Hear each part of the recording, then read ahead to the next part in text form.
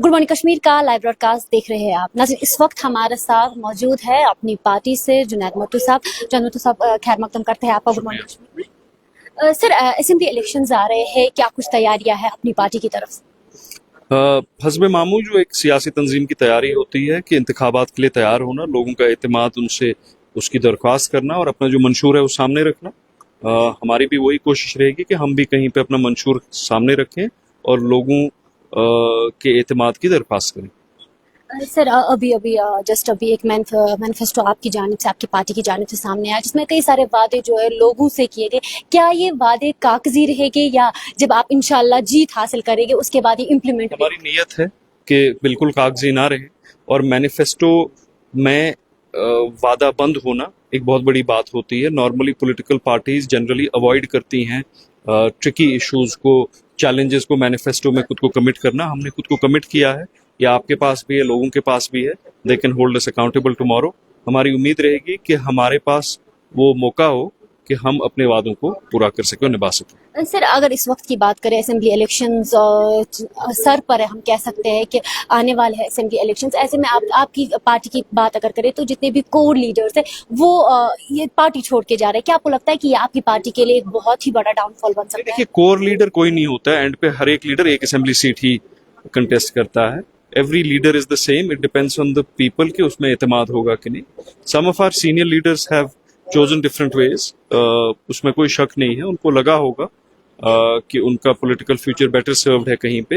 एक personal interest होता है, एक पॉलिटिकल इंटरेस्ट होता है, एक लार्जर कॉज इंटरेस्ट होता है। कहीं पे people try to choose personal interest. ये एक परमानेंट फीचर है, ये किस पार्टी में नहीं हुआ है। 70 to 80% तो आपकी पीडीपी में डिफेक्शंस हुई पिछली 5-6 साल। नेशनल कॉन्फ्रेंस में एक टाइम पे 90% डिफेक्शंस हुई हैं। दिस इज अ पार्टी, ये सर्कमस्टेंशियल होता है।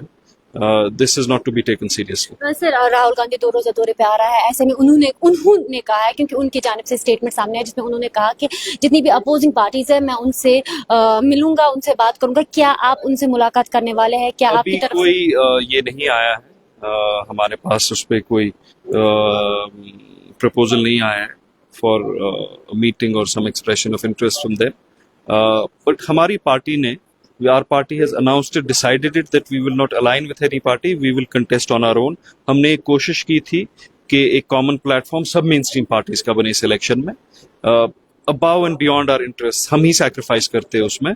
लेकिन नेशनल कॉन्फ्रेंस ने तकब्बुर के हालात में कहा कि उनको न पीडीपी से बात करनी है, न हमसे बात करनी है, किसी से बात नहीं करनी है। तो जैसे उन्हें पीएजीडी को बनाया और फिर पीएजीडी को बर्बाद किया, पीएजीडी का कत्ल किया, उन्हें इस इनिशिएटिव को भी अपने हाथों से कत्ल किया। तो इस वक्त हमारे साथ मौजूद है जुनैद मट्टू, जिन्होंने ये कहा कि वो जोरों शोरों से असेंबली इलेक्शंस के लिए तैयारियां करें। साथ ही साथ अगर देखा जाए तो आज अपनी पार्टी का मैनिफेस्टो भी सामने आया जिसमें उन्होंने लोगों से कई सारे वादे किए। खुसूसी बिजली को लेकर अगर बात की जाए, पावर को लेकर अगर बात की जाए, गैस सिलेंडर्स को लेकर अगर बात की जाए, यानी कि जितनी भी बेसिक नेसेसिटीज है उनको लेकर उन्होंने बात की। और उन्होंने ये कहा कि ये वादे जो है कागजी नहीं होंगे। इंशाल्लाह अगर हमारी जीत होगी तो जरूर और जरूर हम ये वादे लोगों से, जो हमने लोगों से किए हैं, वो हम पूरे भी करेंगे। उसी के साथ साथ इन्होंने राहुल गांधी का जो स्टेटमेंट सामने आया कि वो अपोजिंग पार्टी से मिलेंगे, उनसे बातचीत करेंगे, तो इन्होंने ये कहा कि इन्होंने साफ तौर पर ये कहा कि हमें उनकी तरफ से कोई भी ऐसा इनविटेशन नहीं आया है। गुड मॉर्निंग कश्मीर के लिए फिलहाल इतना ही। मैं ज़रका शफी, कैमरा पर्सन आशिक नाइक के साथ।